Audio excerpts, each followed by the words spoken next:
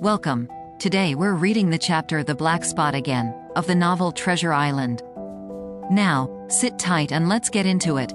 The council of the buccaneers had lasted some time, when one of them re-entered the house, and with a repetition of the same salute, which had in my eyes an ironical air, begged for a moment's loan of the torch. Silver briefly agreed, and this emissary retired again, leaving us together in the dark. "There's a breeze coming, Jim," said Silver, who had by this time adopted quite a friendly and familiar tone. I turned to the loophole nearest me and looked out. The embers of the great fire had so far burned themselves out, and now glowed so low and duskily, that I understood why these conspirators desired a torch. About halfway down the slope to the stockade they were collected in a group. One held the light, another was on his knees in their midst, and I saw the blade of an open knife shine in his hand with varying colors, in the moon and torchlight. The rest were all somewhat stooping, as though watching the maneuvers of this last. I could just make out that he had a book as well as a knife in his hand, and was still wondering how anything so incongruous had come in their possession, when the kneeling figure rose once more to his feet, and the whole party began to move together toward the house. "Here they come," said I, and I returned to my former position, for it seemed beneath my dignity that they should find me watching them. "Well, let 'em come, lad, let 'em come," said Silver, cheerily. "I've still a shot in my locker." The door opened, and the 5 men, standing huddled together just inside, pushed one of their number forward. In any other circumstances it would have been comical to see his slow advance, hesitating as he set down each foot, but holding his closed right hand in front of him. "Step up, lad," cried Silver. "I won't eat you. Hand it over, lubber. I know the rules, I do, I won't hurt a deputation." Thus encouraged, the buccaneer stepped forth more briskly, and having passed something to Silver, from hand to hand, slipped yet more smartly back again to his companions. The sea cook looked at what had been given him. "The black spot. I thought so," he observed. "Where might you have got the paper? Why, hello. Look here, now, this ain't lucky. You've gone and cut this out of a Bible. What fools cut a Bible?" "Ah, there," said Morgan, "there. What did I say? No good'll come o' that," I said. "Well, you've about fixed it now, among you," continued Silver. "You'll all swing now, I reckon. What soft-headed lubber had a Bible?"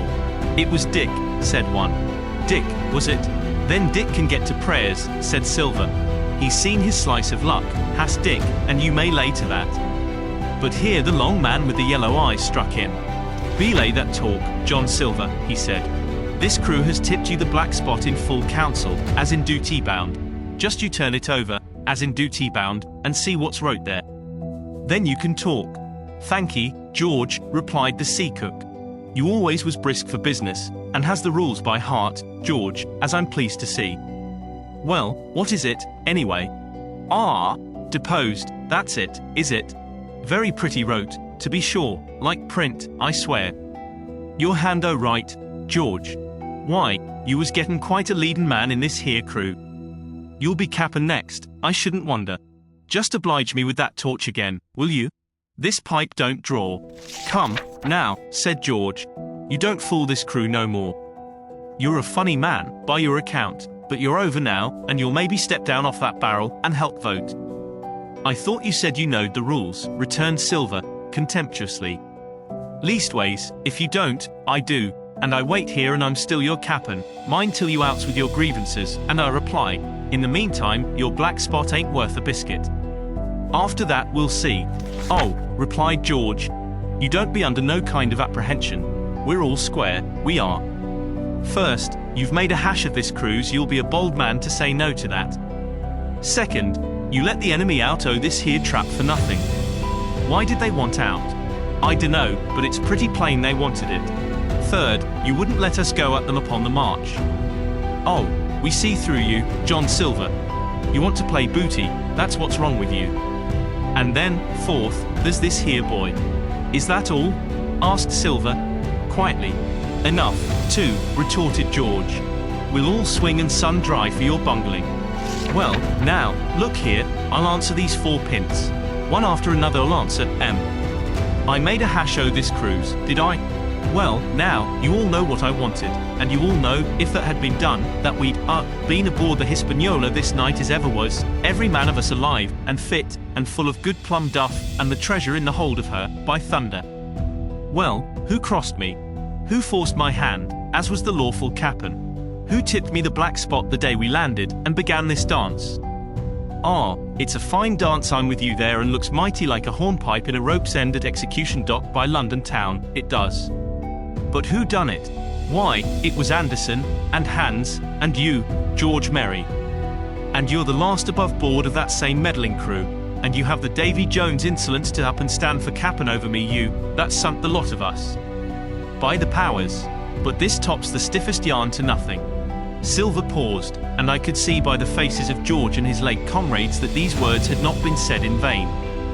That's for number one, cried the accused, wiping the sweat from his brow, for he had been talking with a vehemence that shook the house. Why, I give you my word, I'm sick to speak to you. You've neither sense nor memory, and I leave it to fancy where your mother's was that let you come to see.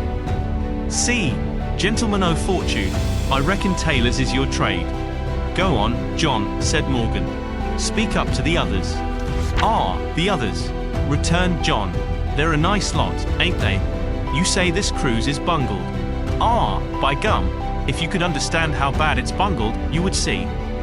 With that near the gibbet that my neck's stiff with thinking on it. You've seen M, maybe, hanged in chains, birds about M, seamen pinting M out as they go down with the tide. Who's that? Says one. That? Why, that's John Silver. I knowed him well, says another.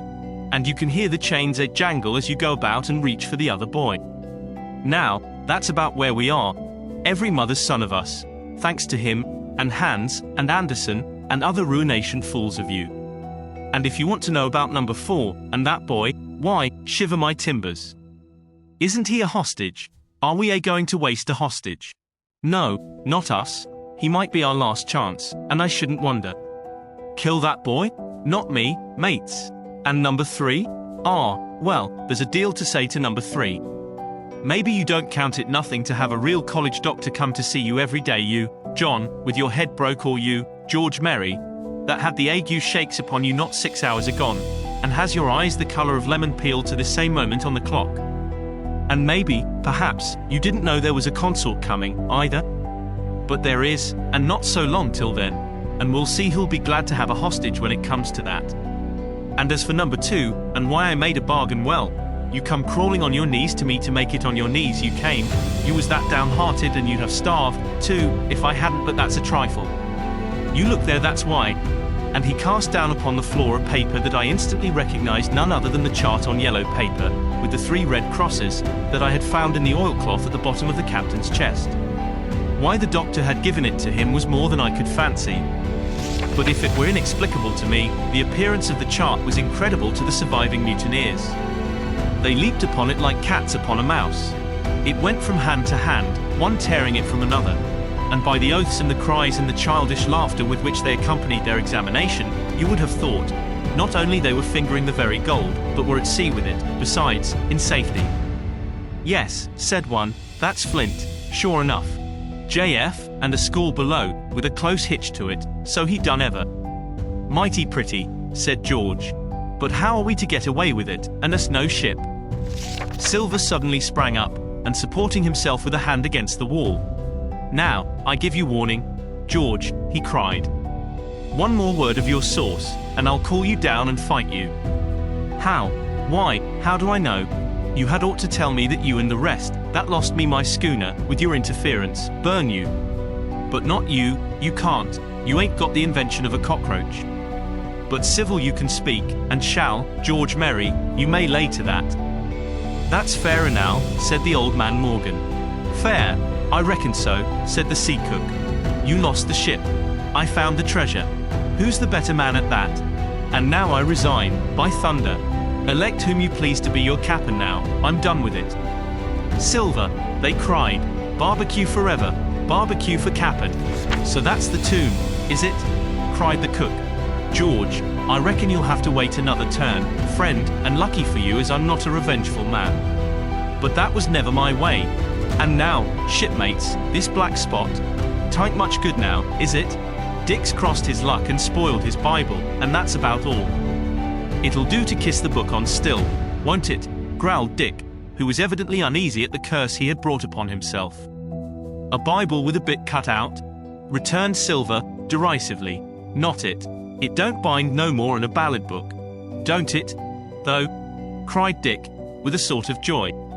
Well, I reckon that's worth having, too. Here, Jim, here's a curiosity for you, said Silver, and he tossed me the paper. It was around about the size of a crown piece. One side was blank, for it had been the last leaf. The other contained a verse or two of Revelation, these words among the rest, which struck sharply home upon my mind, without a dogs and murderers. The printed side had been blackened with wood ash, which already began to come off and soil my fingers. On the blank side had been written with the same material the one word, deposed. I have that curiosity beside me at this moment, but not a trace of writing now remains beyond a single scratch, such as a man might make with his thumbnail. That was the end of the night's business. Soon after, with a drink all round, we lay down to sleep, and the outside of Silver's vengeance was to put George Merry up for sentinel, and threaten him with death if he should prove unfaithful. It was long ere I could close an eye, and heaven knows I had matter enough for thought in the man whom I had slain that afternoon, in my own most perilous position, and, above all, in the remarkable game that I saw Silver now engaged upon, keeping the mutineers together with one hand, and grasping, with the other, after every means, possible and impossible, to make his peace and save his miserable life. He himself slept peacefully, and snored aloud. Yet my heart was sore for him, wicked as he was, to think on the dark perils that environed, and the shameful gibbet that awaited him. Did you enjoy today's chapter of Treasure Island? Why not subscribe and ring the bell?